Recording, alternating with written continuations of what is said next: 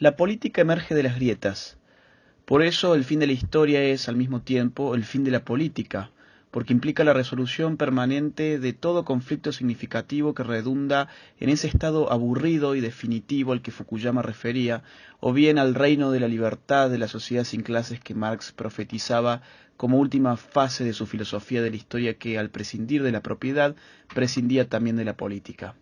Por ello, asimismo, posmarxistas como Chantal Mouffe o Ernesto Laclau reniegan de un mundo que sustrajo de la política a su dimensión conflictual, atrofiando de tal suerte, según ellos, no solo la democracia, sino la propia política.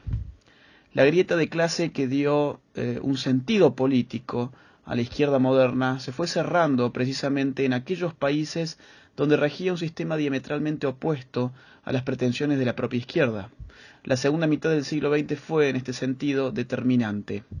En ella se registra la célebre edad de oro del capitalismo, creciendo el PIB de los países de la OCDE a un ritmo promedio de 4,9 puntos anuales entre 1950 y 1973. No mucho después vendría la caída del muro de Berlín y la consiguiente implosión soviética, que quedaba hecha añicos por el poder no de una bomba nuclear, sino por el poder destructivo de un sistema económico miserable. La clase social, como categoría sociológica de identificación económica, no representaba más un espacio de conflicto del cual pudiera emerger la política de la lucha de clases, a partir de la cual, a su vez, una revolución en el sentido marxista del concepto fuera esperable. Las diferencias económicas se habían vuelto soportables, como el propio Herbert Marcuse reconocía, para la mayoría de quienes vivían en países capitalistas avanzados donde la posibilidad de ascender social y económicamente se había transformado en una realidad palpable y la izquierda dejaba de representar al proletariado como fuerza universal para pasar a representar sencillamente a intelectuales nostálgicos de utopías trasnochadas.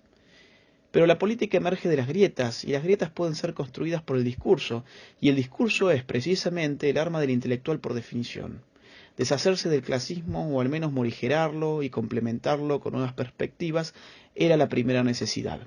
De allí el viraje que fue del marxismo clásico al posmarxismo, o si se quiere, al marxismo cultural. La segunda necesidad fue seleccionar las nuevas grietas y, por lo tanto, hegemonizar a las nuevas víctimas, lo cual significa articularlas políticamente bajo el manto protector de las izquierdas. Y así llegamos a la tiranía de las víctimas que hoy se nos impone, en la que el sujeto construido como víctima oculta tras la victimización su pretensión de dominación. Una esquizofrénica carrera política por construir nuevas víctimas de las que paternalmente apiadarse, proteger y, por supuesto, empujar a la militancia.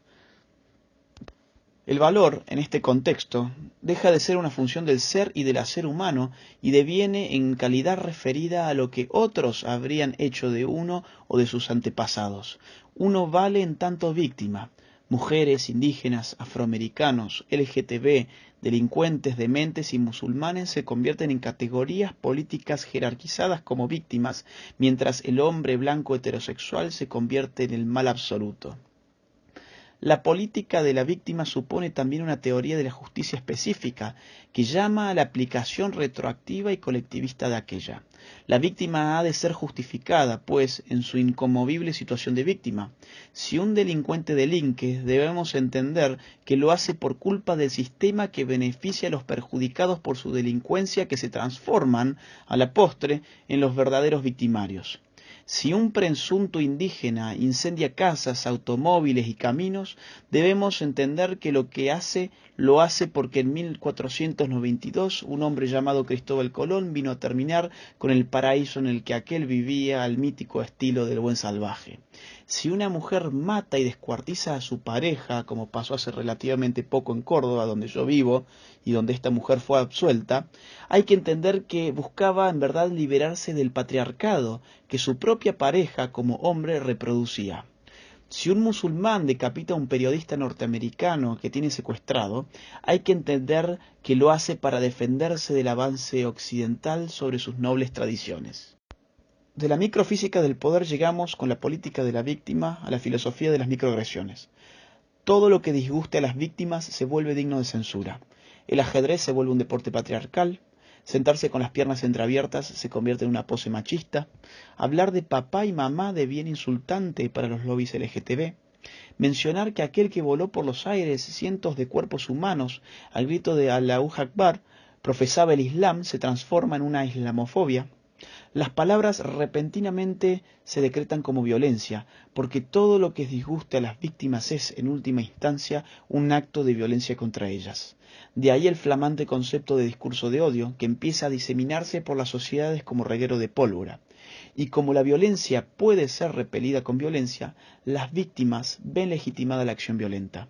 La Universidad de Berkeley, precisamente bajo esta lógica, ha sido testigo de la más atroz violencia llevada a cabo por los Antifa, una pandilla que se presenta como antifascista, pero que arrasa violentamente contra todo aquel que no piense como ellos, en nombre de las víctimas, claro.